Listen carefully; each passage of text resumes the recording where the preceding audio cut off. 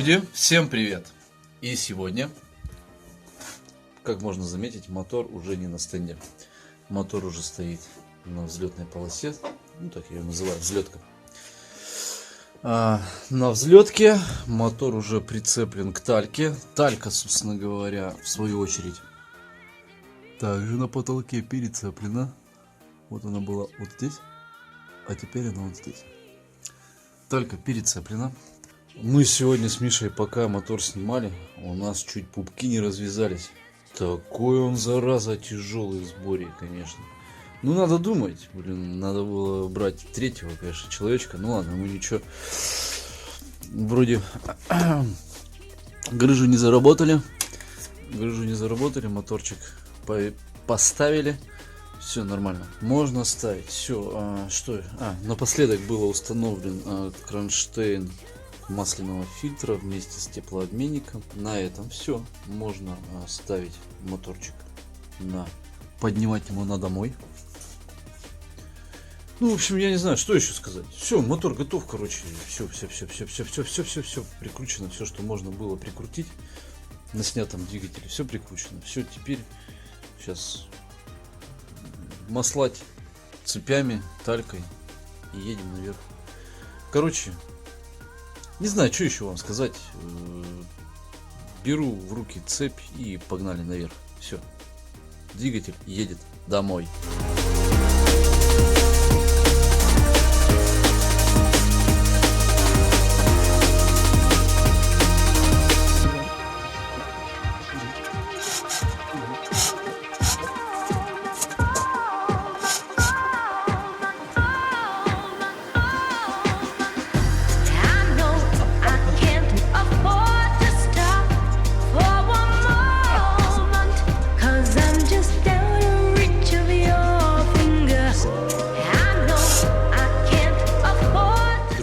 Итак, двигатель на месте. Я уже перецепил талечку. Снова вот с этого уха на это ухо. Теперь двигатель крепится только за перед. Сзади полностью все 4 основных силовых крепежных болта прикручены.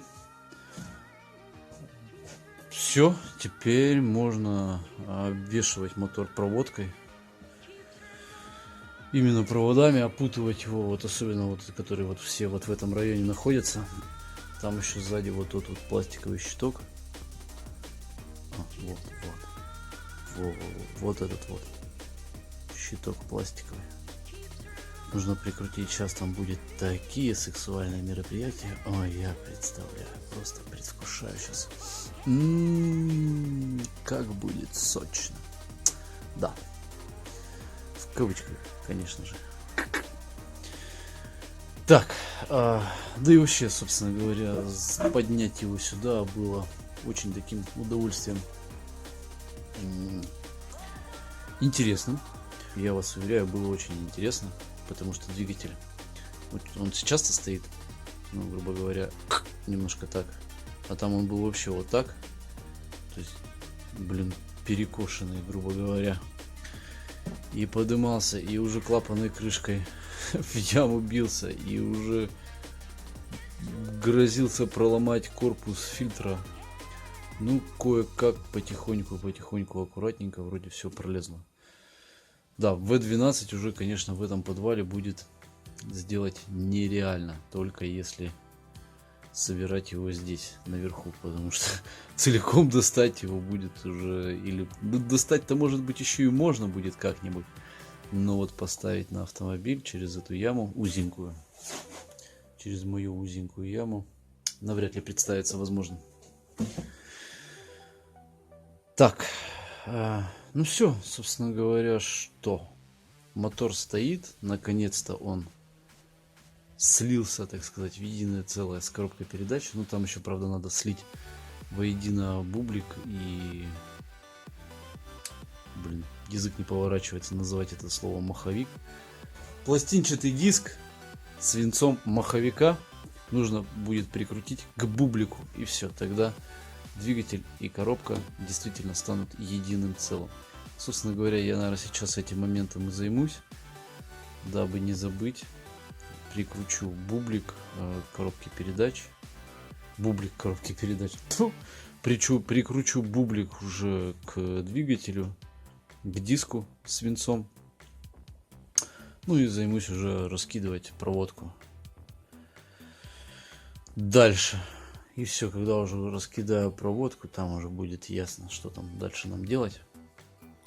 Пока вот именно вот эта проводка. Там уже, в принципе, ресивер, все остальное можно будет накидывать. В общем, я полез крутить бублик, потом раскидаю проводку. Я вам на самом деле, наверное, не буду там делать ускоренных видео.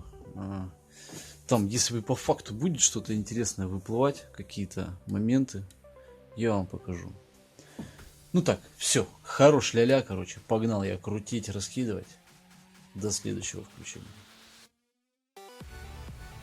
Итак, друзья, прошло определенное количество времени, и BMW приобрело вот такой вот вид. Не обольщайтесь, это все вот произошло за пару дней на самом деле. Я прошу прощения, конечно, не быстро я это все сделал, но тем не менее сделал. Сделан, в общем, моторчик у нас на месте, все прикручено, все поставлено, кроме вентилятора. Вентилятор пока еще, кстати, вентилятор, наверное, поставлю перед первым запуском. Все подсобрал для того, чтобы первый раз нам запуститься. Масло залито. Сейчас покажу. Масло залито вот такое. Genesis 5W30. На литрушке лучше расписано. Вот. Оно у нас вот с такими допусками. То есть вот оно есть. BMW Long Life 04. Короче, вот такой Genesis. Это у нас залито, так сказать, на первую обкатку. На первые где-то 500-800 километров залит Genesis. Так, у нас также сейчас не стоит масляный фильтр. Так, что хотел показать, рассказать по нюансам. Заменил парочку шлангов. Вот это обычные шланги от ТАЗа, вакуумные шланги. Хотел купить прозрачные, но, к сожалению, не было прозрачного в магазине. Также при сборке у нас выскочил косячок. Точнее, не у нас, а у меня. Косячок по трубке. Вот ее видно, кусочек вот этой, вот она, вот этой вот трубочки, вот как раз вот завальцовка вот эта вот прикрыта кусочком резины, и на этой завальцовке трубка стала проворачиваться. Это случилось вчера, то есть я заметил, когда стал ставить на место, не стал вам снимать, ну короче, я там хозяину скидывал видеоотчет, и ему этот момент показывал. Может, с видеоотчета вам вставлю сейчас фрагментик.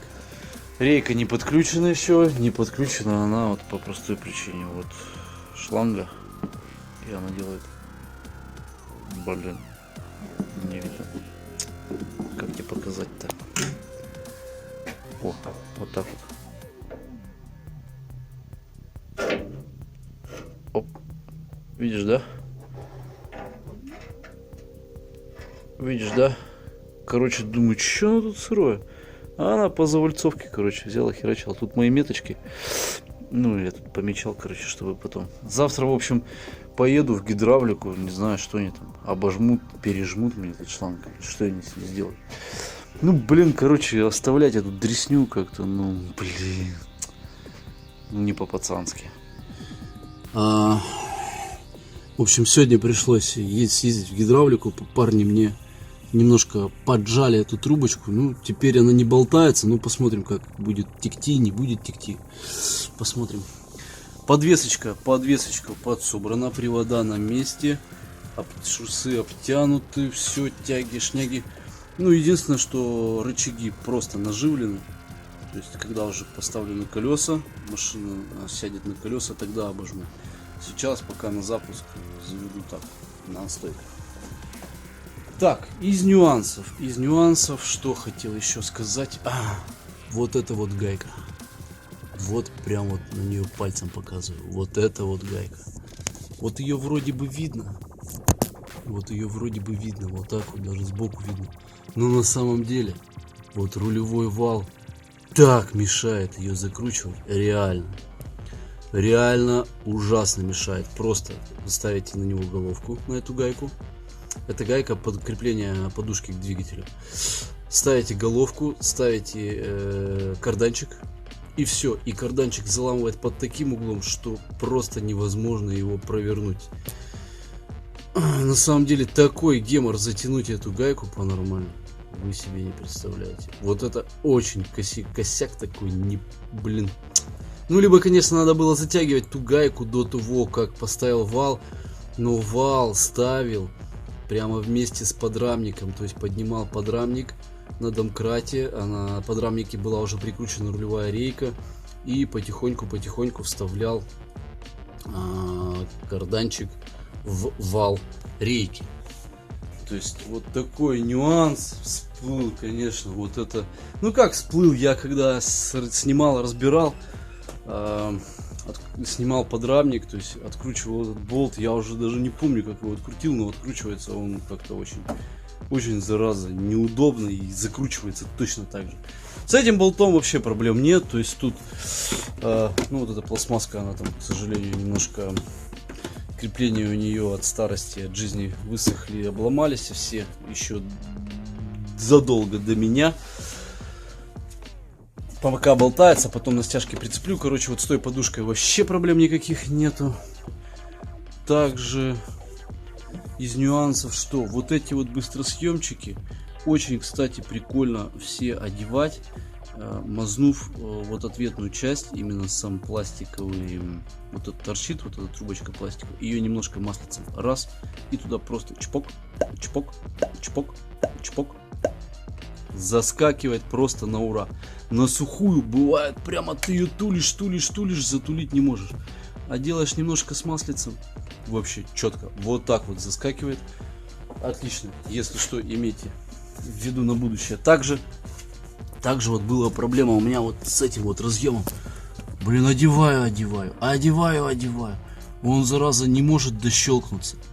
Ну, эти усики не застегиваются, не могу его прямо туда прожать. Слегка там внутри по контуру маслицем. Раз.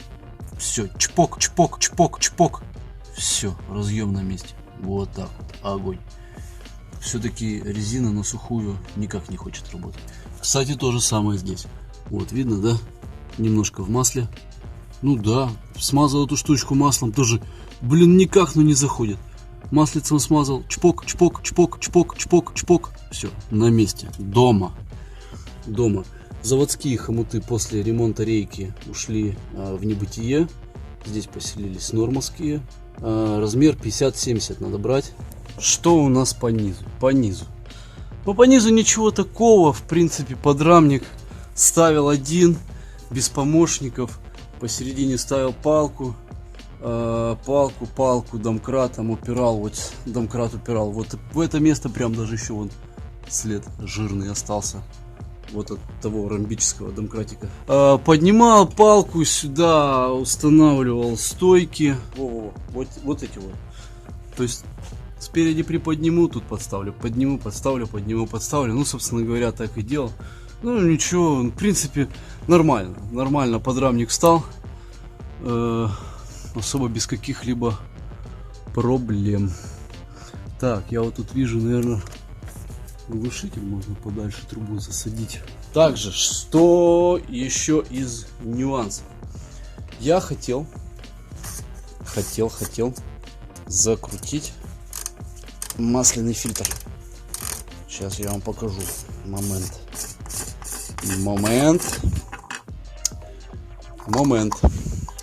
Масляный фильтр по ТИСу. У нас меняются 3 резинки. Здесь резинка сейчас снята. Здесь резинка и здесь резинка. Я такой думаю, беру фильтр. Вот у нас есть новый фильтр MAN. Так, свет тут у нас лишний. Беру новый фильтр, думаю, такой, так. Угу. Сейчас тут в комплекте будет 3 резиночки. Беру фильтр, достаю. И каково же мое удивление? Все, в коробке больше ничего нет. И каково же было мое удивление, когда в комплекте всего лишь идет резинка под сливную пробку и большая. А вот этих двух резиночек нет. Досада, на самом деле большая досада. Я думал, что они здесь будут. Что делать? Ничего не делать. Оставлять пока вот эти резинки так, как есть. И когда уже будет масло, именно то, которое, ну, то есть на следующей замене масла, мы закажем эти резиночки две и поменяем их вместе с маслом и с фильтром на первой замене масла. Ну, до этого ездила так, ну, значит, сейчас что, проедет, никуда не денется, если, конечно же, опять же с оговоркой, мотор заведется. Итак, друзья, практически все у меня готово. Я сейчас поставлю масляный фильтр, поставлю пропеллер, чтобы мало ли машинка не начала ругаться на его отсутствие. Поставлю пропеллер, ну и долгожданный первый запуск. Первый запуск будет у нас не только сниматься на YouTube, а также будет вестись прямой эфир для владельца автомобиля Виталика. Так, все, короче, хорош пока ля-ля. Ставлю фильтр, ставлю пропеллер, подключаю плюсовую клемму и запуск. Фильтр на месте, пропеллер на месте, клемма аккумулятора также на месте. Машинка начала оживать потихоньку. Машинка начала оживать. Так, ну пока еще не запуск, пока сейчас просто провернем ключ. Селектор КПП у нас в положении нейтраль. Оп. Сейчас посмотрим там. Так, музыка. О, булькающие звуки. Булькающие звуки. Подождем. Так, печка на максимум. Обороты минимум. Температура максимум.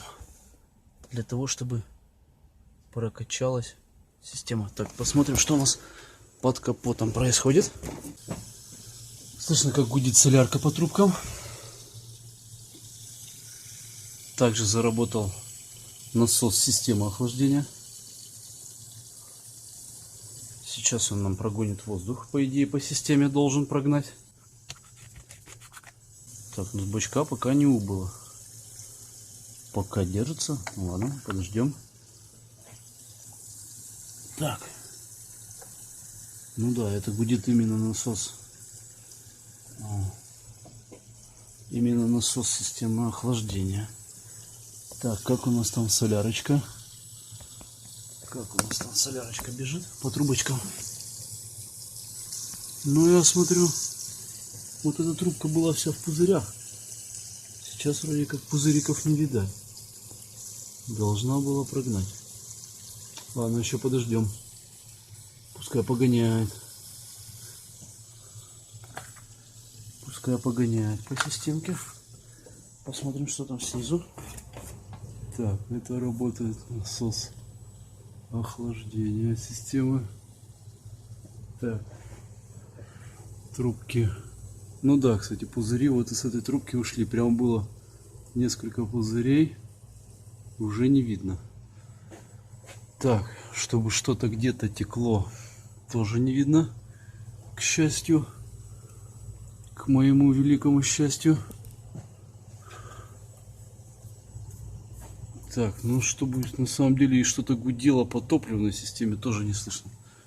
Надо попробовать приоткрыть вот этот спускник. Так, со светом. Это спускник, что он нам скажет, что покажет.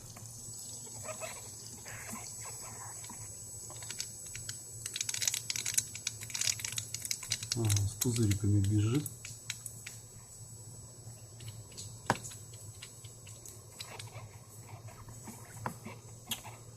Ага, хватит пока. Ну, кстати, вроде журчать перестал. Вроде сейчас гудит ровненько. Ровненько. Там у нас четенько. Так.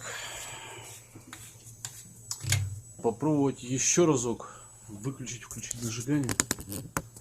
Что она нам скажет? Так, сейчас попробуем.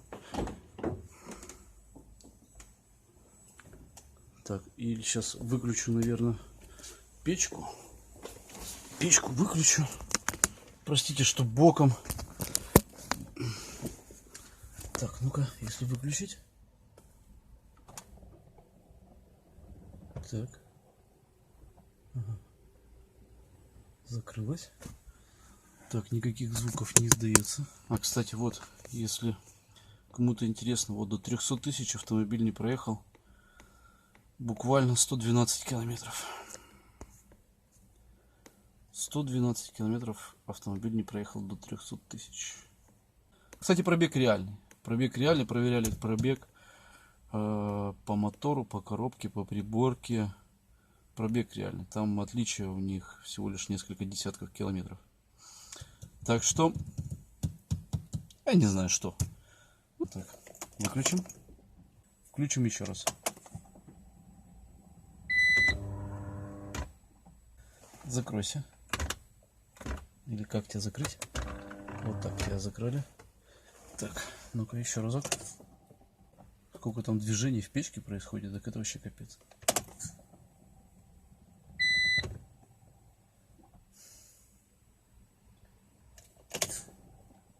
Такой звук интересный.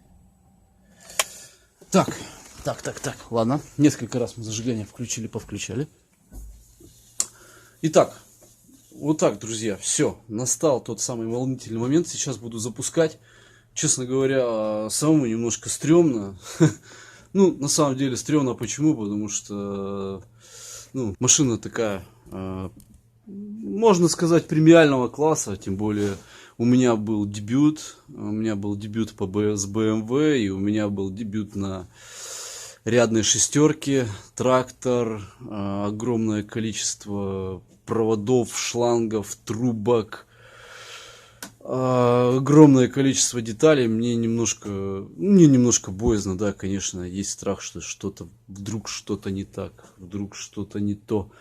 Это покажет сейчас и запуск, и покажет время, как будет дальнейшая эксплуатация этого двигателя. Ну, сейчас что? Остается только запустить его и посмотреть все-таки, что же я с ним сделал.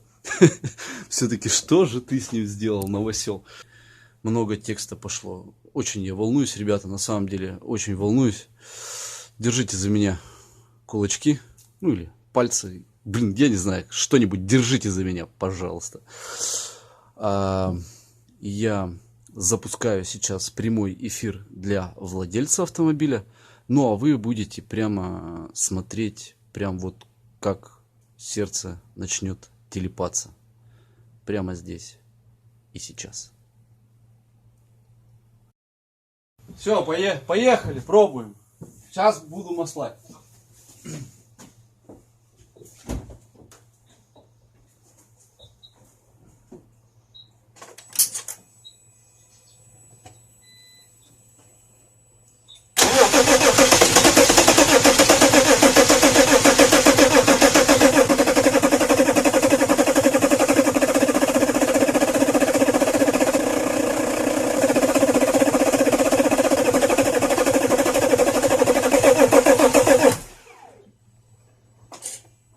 Так, пускай стартер покурит маленько.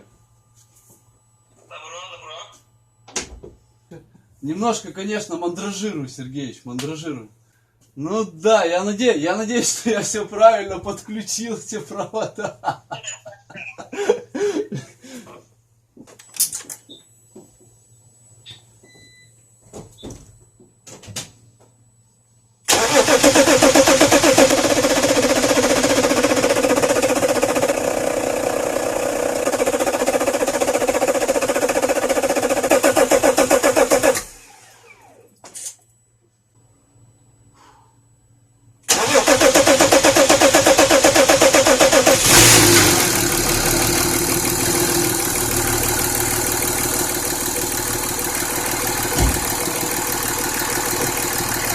Сергей! Работает! Друзья, она запустилась. Я в шоке. Блин, главное, чтобы все нормально было. Первый запуск прошел успешно. Ну, собственно говоря, вы сами все видели, как это было. Я тут немножко повоевал с Гуром, зараза, он уже успел мне немножко наполивать на мой чистенький вымытый мотор. Ладно, я потом сполосну там все бензинчиком. Так, из косячков найден один косячок. Начало масло текти. Я вытер, конечно, надо было не вытирать. Вот оно даже. Вот она видно, вон она капелька. Опа. Со слива. Слив турбины. Начало вот капать масло. Я такой просто раз. Опа, откуда это лужится? Ага, вот это понятно, красное. Это с Гура. Тут тоже уже подтирал подрамник. Вот тут такой раз. Что за дела? Такой раз. Ага.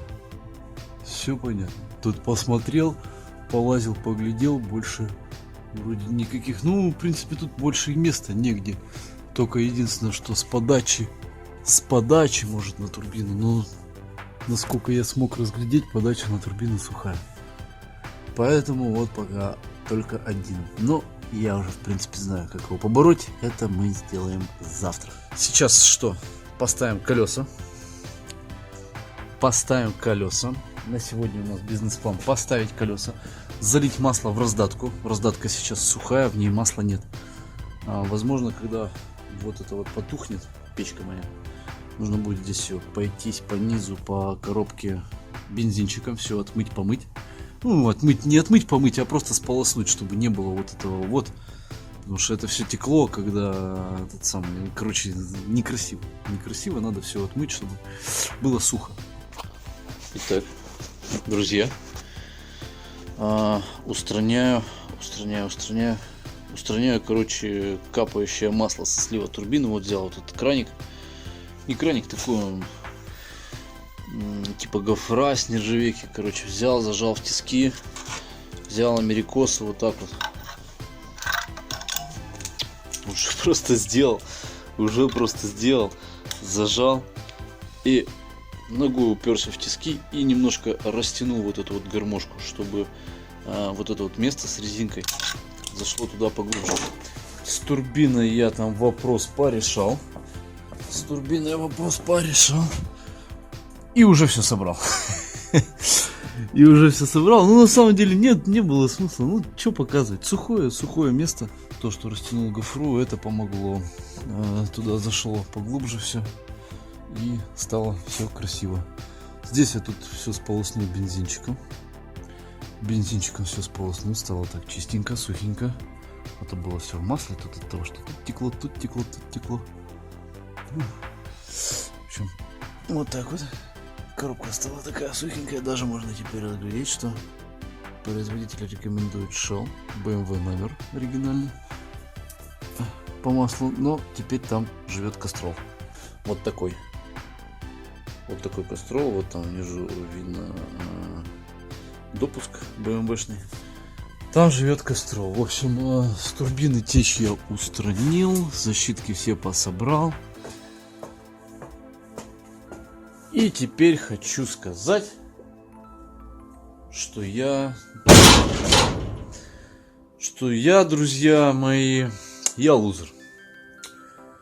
Я вообще конкретно с этим автомобилем обосрался. Просто очень жидко. Это капец. Ну, во-первых, что-то где-то снаружи постукивает. Вчера собирали, тут уже прям целый консилиум лазил под капотом. Ее заводишь, она работает где-то минутку. Да меньше минуты, потом раз что-то начинает стучать. Потом раз прекращает. Раз стучит, раз прекращает. И такой стук, как будто откуда-то снаружи. Внизу уже ползал, лазил, смотрел, слушал, поддон, не поддон. Шатуны, не шатуны. Нет, все офигенски, все четко. Блин, что-то снаружи постукивает, не понимаю. Немножко шкив, конечно, вот этот вот большой колевало, немножко вот так вот делает. чуть-чуть, совсем дышечку. Блин, ну не знаю, на него грешить. Короче, пока поездит. Также за что боролись, на то и напоролись. Вообще была у человека проблема с дымом. С дымом она периодически поддымливала, автомобилька. А поддымливала в каком плане? Это проявляется тем, что едешь, допустим, на трассе на скорости там 130-140 километров в час. То есть, ну я не знаю, сколько там по тахометру, может 1002 на дизеле, да, должно быть. То есть, если подержать такую скорость в районе 10-15 минут, потом начинает просто лететь сизый дым. Или когда она постоит на холостых, поработает минут 10, начинает идти сизый дым. Блин, вчера вот она у меня стояла, я проехал, покатался вчера по парковочке, покатался, поставила, она тут, температура дошла до рабочей, она у меня тут стояла, молотила, раз, и смотрю, пошла синева. Из-под капота пошел откуда-то дым. Ну, короче, все те симптомы, которые мне описывал владелец, собственно говоря, и ничего не ушло. Ничего не ушло. Блин. Просто, блин, боль. Дикая боль. Я не знаю, я не знаю, где-то я, может, просмотрел, не насмотрел, просмотрел что-то. Ну, блин, вроде все четко. Цилиндры мерил, вкладыши поменял. Головка вся в идеал сделана. Блин, колпачки-то маслосъемные слететь не могут. Колпачки новые, оригинальные. Блин, все должно быть просто супер. Турбина новая. Турбина там прошла буквально несколько тысяч километров перед тем, как приехать ко мне на ремонт. Я уже не знаю, думаю, может ЕГР. В топливную мы не лезли, потому что, опять же, владелец сказал, типа, расход меня устраивает, 8 литров по трассе. Ну, там даже меньше 8 получается. Расход нормальный. Мотор работает ровно, его не колбасит, не дергает. Он просто работает как офигенно, четко, как нормальная, рядная шестерка, шестицилиндровый дизель. Блин, что ей надо? Что с этим дымом? Блин, топливка это, не топливка. Тут вчера один человечек подъехал, понюхал, говорит, у тебя соляркой воняет, капец. Ну что, типа, это дизельный дым. Ну что, именно, то есть это переобогащение. Я не знаю. Короче, я сегодня поеду к одним ребятам. Они, ну там, дизелисты вроде как со стажем. Поеду к их, так сказать, настроенным носам, глазам, ушам. Что они скажут, какое, так сказать, дадут умозаключение. Может натолкнуть на какие-то мысли, куда что копать. Ну, если что, то... Блин, это, конечно, надо было сразу, пока были сняты форсунки, пока был снят НВД, то есть надо было промерить. Форсунки как бы еще ладно, тут снять впускной коллектор, на самом деле уже для меня особой задачи не представляет. Но вот снять НВД с этого автомобиля, тут уже надо, конечно, поморочиться. Теперь там мешать будет все. Блин, вот зачем я владельца послушал? Надо было вести все-таки на ремонт. Я, скажем так, сейчас, наверное, выпалил перед вами все свои, так сказать, косяки. Ну, я, наверное, дерьмовый мастер. Все-таки, наверное, я дерьмовый мастер. Либо машина для меня слишком заморочена и больше, чем ремонт Жигулей и старых немцев, мне доверить нельзя. Ну, единственное умозаключение, которое мне сейчас приходит. Хотя, конечно, я понимаю, что никто здесь не хозяин жизни. У всех косяки случаются. Ладно, посмотрим. Сегодня будет, скажем так, вердикт. Там, что ребята скажут, на какие мысли натолкнут. Я потом буду держать вас в курсе. Ну, хотя, когда выйдет это видео, я не знаю, уже, наверное, будет. И либо этот автомобиль уже будет ездить, как ездит, либо уже все давно будет решено. С компьютером проблема. Я без компьютера, без монтажа сейчас. То есть я все снимаю, но, блин, у меня даже уже место на жестком диске кончается. Куда это все девать, я просто не знаю. Ну, в общем так, друзья, спасибо, что выслушали. Спасибо, что посмотрели. На этом ремонт двигателя BMW закончен. Дальше будут продолжаться, так сказать, пляски с бубном. Вспоминается стишок, конечно, очень интересный. Почему у человека грустное... В общем так. Друзья, огромной вам удачи. Я очень хочу, чтобы удачи у вас было намного больше, чем у меня, чтобы такие сложные ремонты у вас проходили легко и все по жизни у вас складывалось отлично. Спасибо за огромное за внимание. Всем скоро увидимся. Пока-пока.